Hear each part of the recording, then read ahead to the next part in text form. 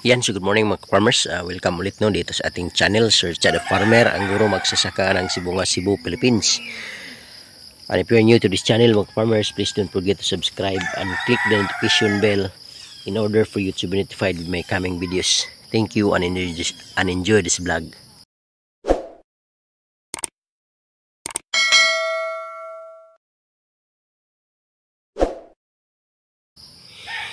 Okay mga farmers, so kumusta po kayo?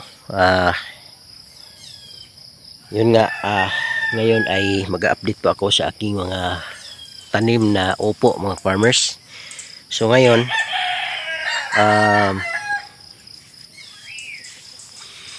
40 days old yung ating upo mga farmers sa araw na ito. So exactly 40 days old mga farmers. So ano ba ang pagmumukha ng upo na 43 days old? So ngayon mga farmers, ganyan siya.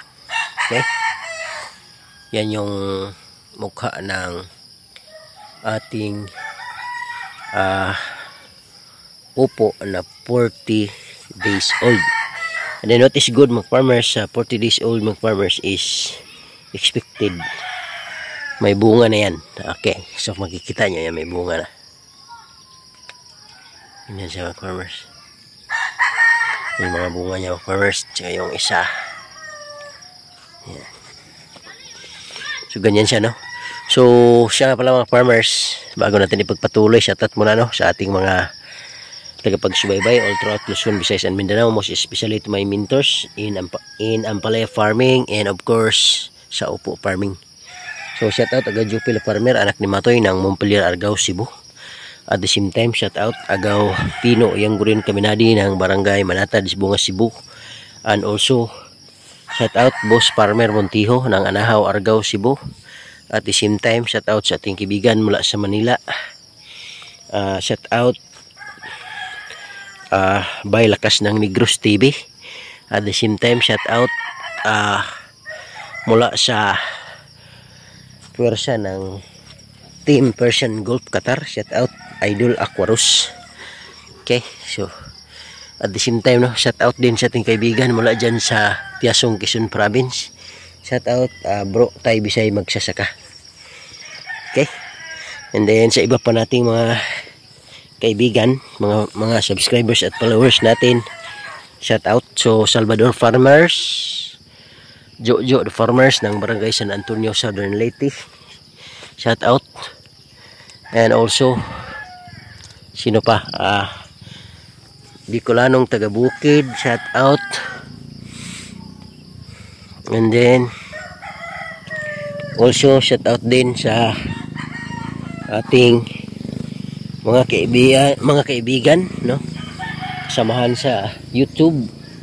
So shout out Jonathan Dabaniais, okay, Iska Indalusa, Lisil Fardo, and marami pang iba. Okay, so back to our topic mga farmers.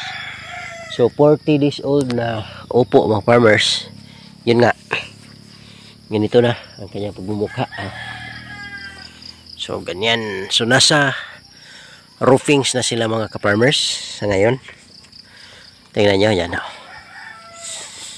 Yan, nasa roofings, tapos daming bunga. Yan, 1, 2, 3, 4, 5, 6, 7. So ganyan.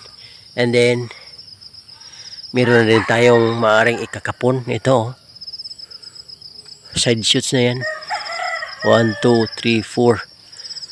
So pwede na ikapon dito. Yan. Okay, so kinukuha yung kanyang talbos mga farmers para hindi mapatuloy. Side shoots na ang papatuloy natin. Okay, so ganyan mga farmers.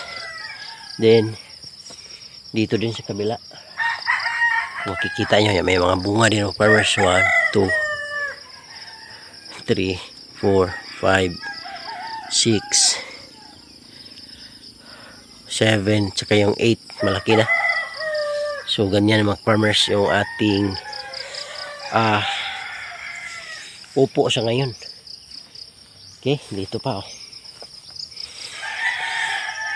So it's very near to our expectation mga ka-farmers na sa mga 45 days siguro makapag first harvest tayo mga farmers. Ito need pang kapunin, no? 1, 2, 3, 4 dito kailangan kapunin, no? Yan, kunin yung main shoot mga farmers. Okay, ganyan yung takbo ng ating upo mga farmers. Bukas ng umaga magdidilig ako.